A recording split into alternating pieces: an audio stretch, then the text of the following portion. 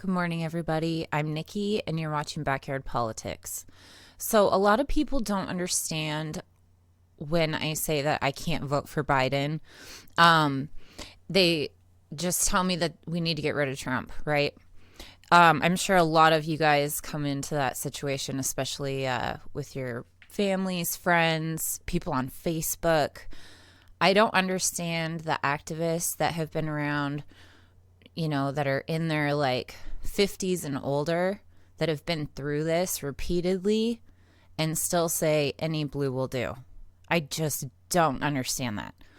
And a lot of them don't understand my position. So this is the video for you if you're one of those people. If not, you'll just think this is really entertaining. So Kamala Harris' Jamaican father rips her for pushing pot stereotype in pursuit of identity politics. This happened a while back. I don't see a date on it, but it happened. Oh, here we go. February 19th, 2019. When Senator Kamala Harris said last week that she obviously supports marijuana legalization and has smoked the plant, she cited her ethnicity. Quote, "Half my family's from Jamaica. Are you kidding me?" Her Jamaican father was not happy about that. In a statement to Jamaica Global Online, Donald Harris called his daughter's remarks a travesty and accused her of stereotyping. "My dear departed grandmother, as well as my deceased parents, must be turning in their grave right now to see their family's name, reputation, and proud Jamaican identity being connected in any way, jokingly or not, with the fraudulent stereotype of a pot smoking joy seeker and in the pursuit of identity politics," he said. "Speaking for myself and my immediate Jamaican family, we wish to categorically disassociate ourselves from this travesty," Mr. Harris, an economics professor at Stanford University, concluded in a statement to the news site in the Jamaican diaspora. So, when people say, "I'm not racist, I have a black friend." Ding, ding, ding, ding, ding. Trump also appointed a black guy to the housing committee, right? Head of urban housing, Ben Carson. I mean, just because you are a black colored person does not mean you have black people or brown people's best interests at mind. So, here's another article. Kamala Harris's AG office tried to keep inmates locked up for cheap labor. Lawyers for California also urged that allowing certain inmates to be paroled early would deplete a program that allowed prisons to fight wildfires. This came out when she was running for president in the primaries. So it says, ordered to reduce the population of California's overcrowded prisons, lawyers from then California Attorney General Kamala Harris's office made the case that some nonviolent offenders needed to stay incarcerated or else the prison system would lose a source of cheap labor. That's slavery. In 2011, the Supreme Court ruled Brown versus Plata that California's prisons were so overcrowded that they violated the Constitution's prohibition of cruel and unusual punishment. 3 years later, in early 2014, the state was ordered to allow nonviolent second-time offenders who have served half their sentences to be eligible for parole. Okay. By September 2014, plaintiffs in the class action lawsuit were back in court, accusing California of slow-walking the process, which lawyers for Harris's office denied. According to court filings, lawyers for the state said California met benchmarks and argued that if certain potential parolees were given a faster track out of prison, it would negatively affect the prison's labor programs, including one that allowed certain inmates to fight California wildfires for about $2 a day. Slavery, modern day slavery. And who's the one that authored the crime bill to put these people in there? Joe fucking Biden. Extending 2-for-1 credits to all minimum custody inmates at this time would severely impact fire camp participation, a dangerous outcome while California is in the middle of a difficult fire season and severe drought, lawyers for Harris wrote in the filing, noting that the fire camp program required physical fitness in addition to level of clearance that allowed the felon to be off-site. So what's bullshit is none of these felons were even trained to fight fires. They were just told to go out there. It's part of their punishment. So I'm going to let Kamala Harris speak for herself on why and how she jailed parents for truancy. I would not be standing here were it not for the education I received. And I know many of us will say the same thing. And I believe a child going without an education is tantamount to a crime. So I decided I was going to start prosecuting parents for truancy. Well, this was a little controversial in San Francisco. And frankly, my staff went... She is evil. When she laughs, she's laughing at the evil shit. Notice that. Every fucking time. And also, side note, Trump is the law and order guy. Well, she's the tough on crime lady. See any fucking difference here? No, because there's not any.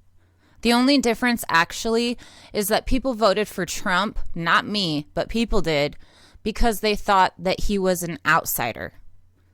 They were sick of this kind of shit. And he's doing this kind of shit, but the whole reason he won was because he was going to drain the swamp of these people. Bananas. They were very concerned because we didn't know at the time whether I was going to have an opponent in my re-election race. But I said, look, I'm done. This is a serious issue, and I've got a little political capital, and I'm going to spend some of it. And this is what we did. We recognized that in that initiative, as a prosecutor and law enforcement, I have a huge stick. The school district has got a carrot.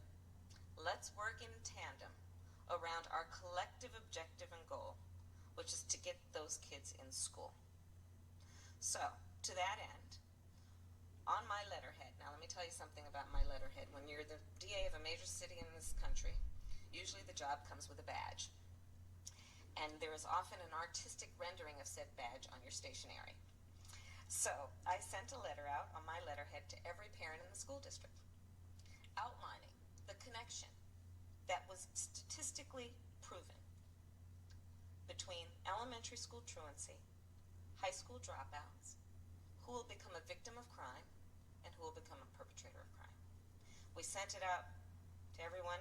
A friend of mine actually called me and he said, Kamala, my wife got the letter. She freaked out. She brought all the kids into the living room, held up the letter, said, if you don't go to school, Kamala's going to put you and me in jail. Yes, we achieved intended effect. What a psychopath narcissist. You know, I get this really cool letterhead that has this intimidating looking badge on it, and then I send it all out to all the parents, and all the single parents shit themselves because they didn't know what the fuck they were going to do with their children. Ha ha ha ha. Seriously? Are you fucking kidding me? Tell me to vote for that bitch. Tell me to vote for that bitch. I am not saying vote for Trump, by the way. Not at all. There are other options. Personally, I'm voting for Jesse Ventura. I'm writing him in. There's a campaign to write him in. That's a side note. And I'm more than likely going to do a video on that too. But here's more of Kamala Harris and how she mocks people who say that we need to build more schools and less jails. Just like what we're asking for right now. Defund the police. Biden's already said he won't defund the police. You think that an attorney, what was it called? Now I can't even think of it. Anyway, a DA, you think she's going to a prosecutor. Do you think that she's really she's really going to defund the police? Seriously. Take a watch.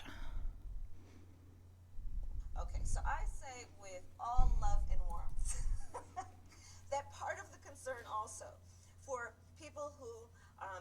who are progressive thinking and liberal minded, or just progressive thinking in terms of just fix it, is that we all have these posters in our closet that is attached to a stick that we sometimes will cart out when we're talking about criminal justice policy and those statistics that you first heard when we opened it up, incarceration.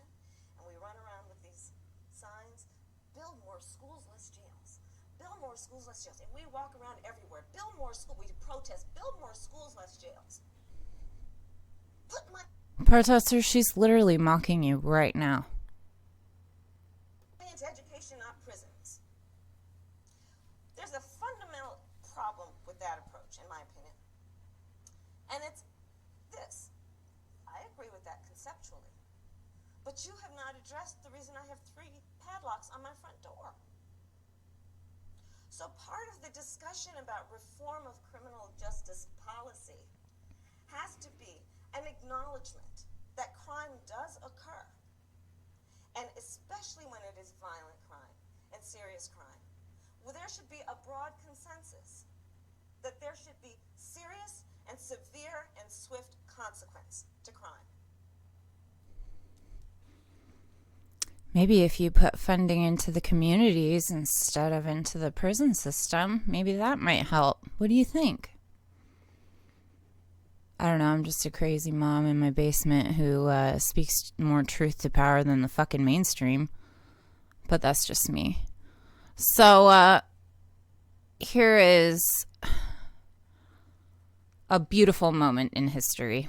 United States Department of Justice, I am proud of the work we did, work that has received national recognition for what has been the important work of reforming a criminal justice system and cleaning up the consequences of the bills that you passed when you were in the United States Senate for decades. So first of all, she's right there. She wasn't cleaning it up at all. She was actually helping make it worse. But she is right in the fact that he did make this the issue. She's just lying in the fact that she did help him. It was the work of creating one of the first in the nation initiatives around re-entering former offenders and getting them jobs and counseling. I did the work as Attorney General of putting body cameras on special agents in the state of California, and I'm proud of that work. I want to bring in Congresswoman Gabbard. Congresswoman Gabbard, you took issue with Senator Harris confronting Vice President Biden at the last debate. You called it a, quote, false accusation that Joe Biden is a racist. What's your response? I want to bring the conversation back to the broken criminal justice system that is disproportionately negatively impacting black and brown people all across this country today. Senator Harris says she's proud of her record as a prosecutor and that she'll be a prosecutor president, but I'm deeply concerned about this record. There are too many examples to cite, but she put over 1,500 people in jail for marijuana violations and then laughed about it when she was asked if she ever smoked marijuana. She blocked evidence. She blocked evidence that would have freed an innocent man from death row until the courts forced her to do so. She kept people in prison beyond their sentences to use them as cheap labor for the state of California. And she fought to keep cash bail system in place that impacts poor people in the worst kind of way. Thank you, Congresswoman. Senator Harris, your response? As the elected Attorney General of California, I did the work of significantly reforming the criminal justice system of a state of 40 million people, which became a national model for the work that needs to be done. And I am proud of that work. And I am proud of making a decision to not just give fancy speeches or be in a legislative body and give speeches on the floor, but actually doing the work of being in the position to use the power that I had to reform a system that is badly in need of reform. You hear that? She's proud of all the shit she did. She literally just said that. She's proud of all of the stuff that she did as Attorney General. That is why we created initiatives that were about re-entering former offenders and getting them counseling. It is why, and because I know that criminal justice system is so broken, that I am an advocate for what we need to do to not only decriminalize but legalize marijuana in the United States. I want to bring Congresswoman Gabbard back in. Your response? The bottom line is, Senator Harris, when you were in a position to make a difference and an impact in these people's lives, you did not. And worse yet, in the case of those who were on death row, innocent people, you actually blocked evidence from being revealed that would have freed them until you were forced to do so. There is no excuse for that. And the people who suffered under your reign as prosecutor, you owe them an apology. Senator Harris. My entire career, I have been personally opposed to the death penalty, and that has... Yeah, sure you have. So, that was an awesome, amazing, beautiful moment by Tulsi Gabbard. I used to be a supporter of Tulsi's until she did what Bernie also did, and I used to be a supporter of Bernie's as well, and they completely sold us out and said, vote for these fucking assholes. So, to be fair, I haven't seen Tulsi support Kamala Harris yet, but she did back Biden. So, and then Bernie outright in a tweet said, we're going to need her to help. We're going to need Kamala Harris to help us defeat the most dangerous president in the world. Oh my God. I hate Trump, but man, Obama took us from 2 wars to 7. Like, he kicked millions of people out on the streets. This isn't a Trump issue. This is an establishment issue. So, this Huffington Post article says, Kamala Harris has been deemed the Democratic Party establishment's next big thing. They're pushing her as the figurehead of the resistance, the anti-Trump, a staunch, strong progressive who relies on her intelligence and empathy to combat the authoritarian belligerence of the current administration. While Harris is certainly poised and intelligent, her progressive credentials are fuzzy and her past is punctuated boldly by her decision to not prosecute One West Bank and the foreclosure king who ran it, the current Treasury Secretary, Steve Mnuchin. Steve Mnuchin and One West Bank were, according to a memo obtained and reported by The Intercept, guilty of widespread misconduct in the form of over 1,000 legal violations. The memo was the result of a year-long investigation, and it asserts that One West Bank operated to intentionally boost foreclosures. Intentionally, please hear that, intentionally boost foreclosures. They wanted to kick people out to make fucking money.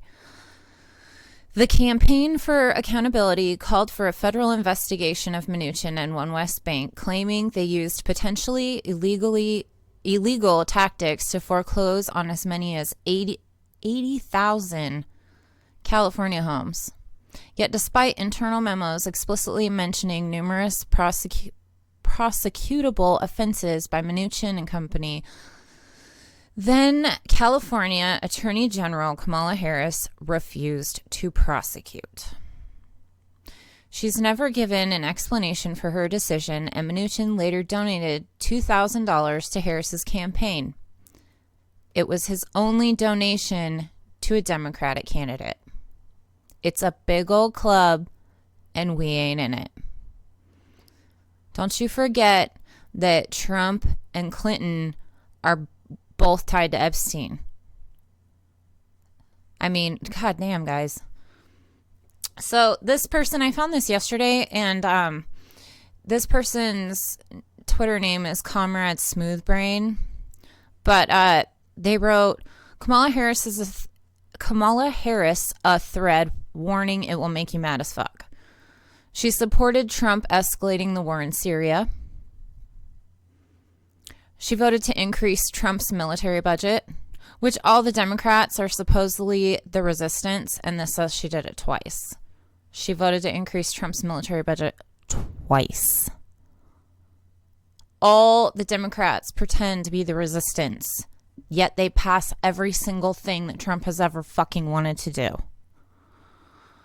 Did you know that Kamala Harris supported a law that forces schools to turn undocumented students over to ICE, separating them from their parents? Oh, but we got to make sure that we close the cages at the border that Trump uses when Obama's the one that built the cages. She declined to prosecute Steve Mnuchin after his bank's fraudulent lending and foreclosure practices broke the law over 1,000 times and ruined the lives of thousands of homeowners. He later donated to her campaign, which we covered. Accepted thousands of dollars of campaign funds from Donald and Ivanka Trump multiple times. Big dollar donors, including Donald Trump, fueled Kamala Harris's political campaign. Boom.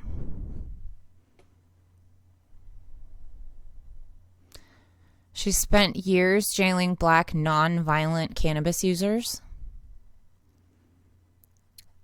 Then she admitted that she smoked weed and laughed about it, which we covered. She protected serial child rapists by refusing to prosecute in the Catholic Church sex abuse scandal. But we should just vote for Kamala. She refused to prosecute rapists in the Catholic Church. Joe Biden grabs him by the pussy, and Trump threatens to grab him by the pussy. They're all tied to Epstein. It's a big old club. We ain't in it. Can't say it enough. Kamala Harris tried to deny transgender inmate health care and endangered trans women by forcing them into men's prisons. Supported a fund and funded a bill criminalizing truancy, a law that disproportionately harmed single-parent households, the poor, minorities, and homeless mothers. Mocks the activists, more schools, less jails that I showed you guys. She stopped the release of a man serving 27 years to life after being wrongfully convicted of possession of a knife under the 3 strikes law, and she supported. And when civil rights groups and nearly 100,000 petition signatures got him released after 14 years, she took him back to court again for a crime he didn't commit. She opposed reforming California's 3 strikes law, which is the only one in the country to impose life sentences for minor felonies and incarcerates black people at 12 times the rate as white people. Did nothing while $730 million was spent on moving inmates to for-profit private prisons. And Comrade Smoothbrain says, did I mention she voted to ban federal funding for abortions twice? Oh, but if we don't make sure a Democrat gets in there, they're going to take away our right to, our right to choose. Well, no, that's not true. Same with the Supreme Court. That argument's bullshit too. I've covered that a couple times in a couple different videos. She opposed legalization of sex work, which we all know that if you make things legal, they don't go into the underground area and they don't get more violent. If they're out in the open, then there's unions that can be formed. It's safer for the workers. Crime goes down when you legalize stuff. It's a duh. Look at marijuana, for fuck's sake. We're funding our schools here in Oregon with our weed money. So anyway, check out Comrade Smoothbrain's thread on this. They did a really, really great job outlining each bullet point. And then lastly, I want to leave you with Kamala Harris is the VP choice for the man who wrote the crime bill. It's very, very straightforward and simple. He knows there are 2 basic steps here. One step is you must take back the streets. And you take back the streets by more cops, more prisons, more physical protection for the people. He also understands what my friend... More cops, more protection for the people. Look at Portland. Look at Chicago. Look at everywhere in the United States right now. This is coming from the guy who wrote the crime bill that he's talking about right now. And it's coming from the guy who just asked Kamala to be his VP. He said he's not going to defund the police. Excuse me. So if he's not going to defund the police, what are our choices here? We've got exactly the same human on both sides. It's just that more people don't like Trump because of the shit that comes out of his mouth. These people are doing the same stuff, but they don't like Trump because he sounds icky. It makes them just cringe. This makes me fucking cringe, and this is on the Senate floor. Friend from Texas understands, and doesn't talk a lot about, but he signed on to in this bill. He also understands there's need to keep people who are first-time offenders, who are non-violent offenders, or who are potential first-time offenders who haven't gotten, I yield myself an additional 3 minutes, who in fact are people who are getting themselves into the crime stream for the first time, that they should be diverted from the system. So I hope this crime bill, when it passes, the Biden-Hatch crime bill, as it becomes law, God willing, I hope that we will have ended once and for all this notion that is a hangover from the 60s, that somehow Democrats are weak on crime and Democratic presidents are weak on crime and Republicans are tough on crime. The truth is, every major crime bill since 1976 that's come out of this Congress, every minor crime bill, has had the name of the Democratic senator from the state of Delaware, Joe Biden, on that bill, and has had a majority vote of the Democratic members of the United States Senate on the bill. You hear that? He just admitted what George Carlin had been telling us this whole time. And what I've said this entire video, and in multiple videos, what Jimmy Dore says all the time, indie media says all the time, it's a big old club and we ain't in it. The Democrats are the ones that are passing these fucking crime bills, along with the Republicans, but it's all of them. They all work for their fucking donors. Might I add that Kamala Harris dropped out of the fucking presidential primaries because she was about to lose her home state of California. That's how bad she sucks. Her home state doesn't fucking want her. Okay? There was one other note. Oh, we need to pick the lesser of two evils, right? These guys are the same fucking people. Trump and Biden are the same fucking people, like I just said a little while ago. We also need to get young voters, independent voters, non-party voters, people who don't vote. We need to get them voting, right? How are these assholes going to spark any of that?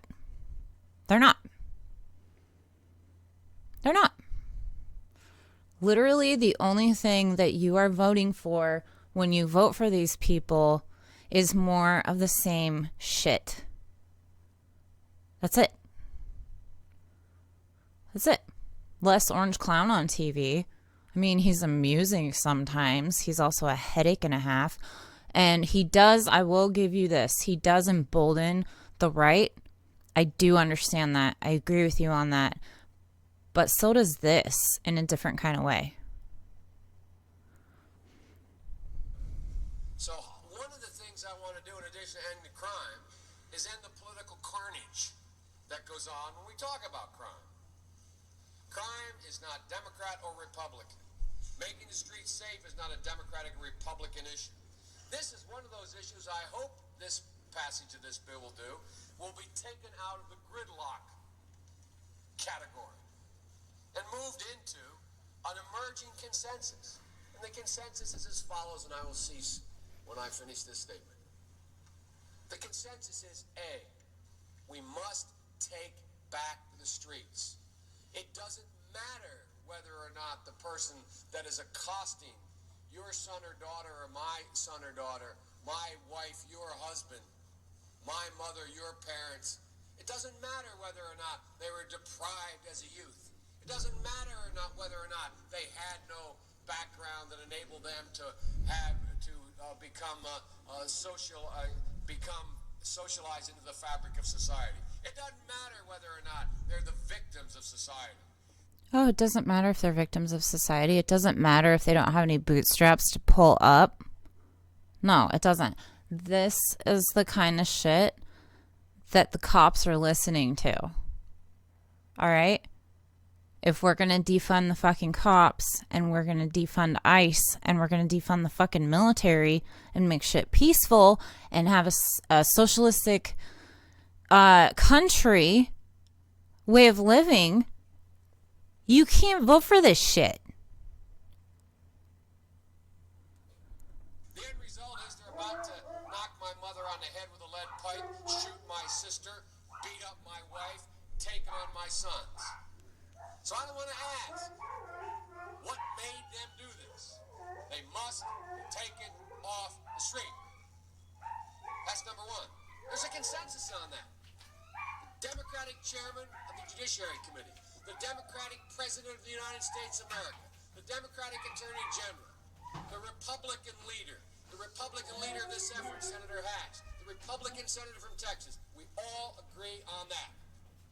Now, we can find some fringe folks in the study groups on the right wing and left wing, libertarians and left-wingers in my party who say, no, that's not what we should do. But politically, that consensus has been arrived at. I acknowledge there was not that consensus in the 60s. There is today.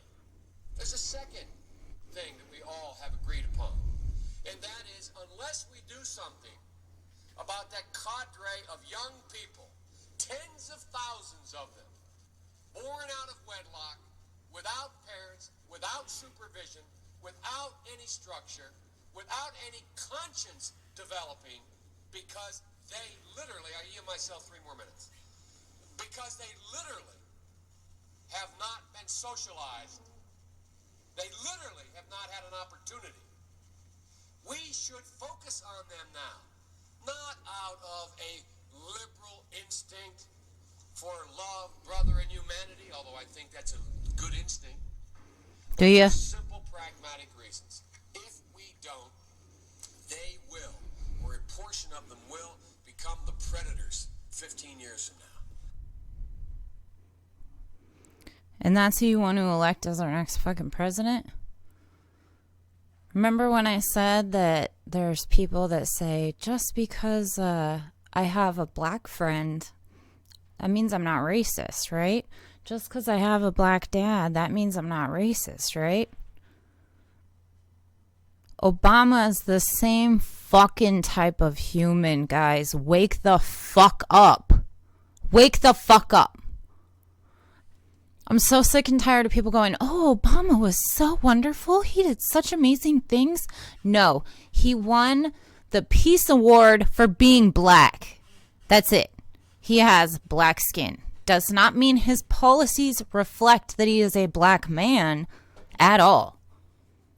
In fact, they don't. Stop thinking that he's the fucking